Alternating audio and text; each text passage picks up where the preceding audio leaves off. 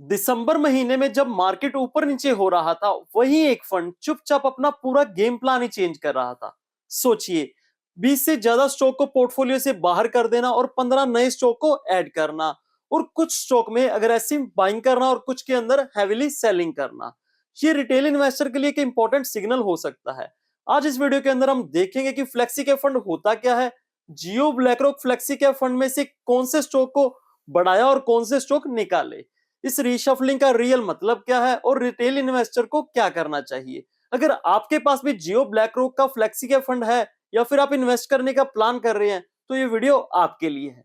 नमस्कार दोस्तों, मैं हूं अंकुर और आप देख रहे हैं फाइनेंशियल सफर। चलिए शुरू करते हैं। सबसे पहले हम बेसिक से क्लियर करते हैं कि फ्लेक्सी कैप फंड होते क्या है। देखिए, जिन फंड के अंदर फंड मैनेजर को कंप्लीटली फ्रीडम मिलता है, वो large cap, mid cap, small cap में से कहीं भी इन्वेस्ट कर सकते हैं। अगर उनको लार्ज कैप के अंदर अपॉर्चुनिटी नजर आ रही हो, या मिड कैप अंडर वैल्यू लग रहा हो, या स्मॉल कैप के अंदर फ्यूचर की ग्रोथ नजर आ रही हो, तो फंड मैनेजर बिना किसी रिस्ट्रिक्शन के मूव कर सकते हैं। इसी वजह से इन फ्लेक्सी कैप फंड को हम एक्टिव स्ट्रेटजी फंड भी कहते हैं। और जियो ब्लैकरॉक इसी टाइम फ्लेक्सी कैप फंड की फ्लेक्सिबिलिटी का फुल यूज कर रहा है। दिसंबर महीने के अंदर जो पोर्टफोलियो रीशफल हुआ, उसके अंदर 20 स्टॉक को तो कंप्लीटली बाहर कर दिया गया पोर्टफोलियो से, और 15 स्टॉक को ऐड किया गया, और कुछ स्टॉक में होल्डिंग को इंक्रीज किया और कुछ के अंदर रिड्यूस कर दिया। ये नॉर्मल छोटा मोटा चेंज नहीं है। ये क्लियरली दिखाता है कि जो फंड मैनेजर है वो मार्केट के फ्यूचर को लेके अपनी थिंकिंग भी साथ ही साथ अपडेट कर रहे हैं। अब चलिए इसको हम थोड़ा डिटेल में समझते हैं। सबसे पहले हम बाय साइड की बात करते हैं, यानी कि जिन स्टॉक के अंदर हिस्सेदारी को बढ़ाया गया है। अडानी ग्रीन एनर्जी, इस स्टॉक के अंदर 3 गुना तक एक्सपोजर को बढ़ा दिया गया है। एचडीएफसी बैंक, यहां पर 2.5 लाख शेयर्स नए ऐड किए गए हैं। इसके अलावा भारतीय एयरटेल, भारत पेट्रोलियम और हिंदुस्तान एरोनॉटिक के अंदर भी अच्छी खासी परचेज की गई है। अगर हम ओवरऑल पैटर्न देखें, एनर्जी, बैंकिंग, डिफेंस और टेलीकॉम, ये क्लियरली बताता है कि जो फंड है वो फ्यूचर थीम पे शिफ्ट हो रहा है। अभी हम बात करते हैं सेलिंग साइड की। इंडिगो एयरलाइन, बढ़ती हुई कॉस्ट और घटते हुए मार्जिन को देखकर ज्यादातर म्यूचुअल फंड हाउसेज हैं वो एयरलाइन के स्टॉक से किनारा ही कर रहे हैं।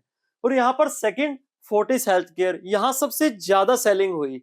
इसके अलावा टीसीएस और रिलायंस इंडस्ट्री के अंदर भी काफी सेलिंग की गई। हालांकि रिलायंस इंडस्ट्री के अंदर जो है वो पार्शियल प्रॉफिट बुकिंग थी।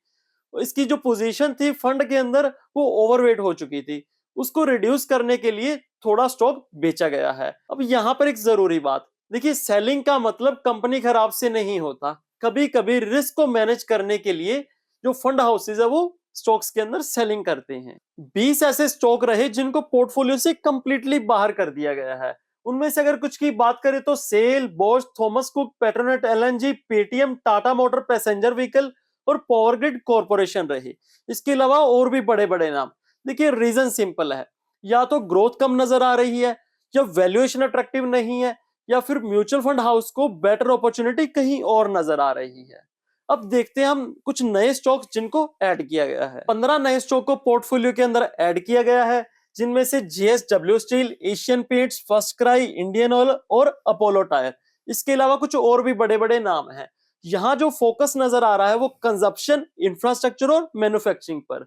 देखिए, इन स्टॉक को देखकर ना एक बात क्लियरली नजर आ रही है कि जो लॉन्ग टर्म डोमेस्टिक ग्रोथ है ना, उस पर ध्यान दिया जा रहा है। इस सारे रीशफल के बाद जो फंड का एयूएम यानी कि एसेट अंडर मैनेजमेंट वो बढ़कर लगभग 2500 करोड़ के आसपास पहुंच गया है।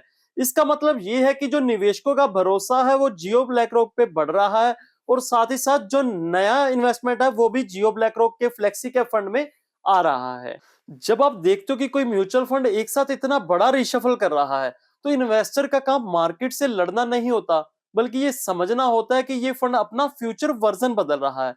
देखिए, फ्लेक्सी कैप फंड का मतलब ही यही होता है कि फंड मैनेजर मार्केट के हिसाब से चेंजेस करता रहे। इसीलिए रीशफल जो है वो कोई डेंजरस सिग्नल नहीं है, बल्कि ये बताता है कि जो फंड मैनेजर है वो इमोशन से नहीं, डाटा के बेसिस पर डिसीजन ले रहे हैं।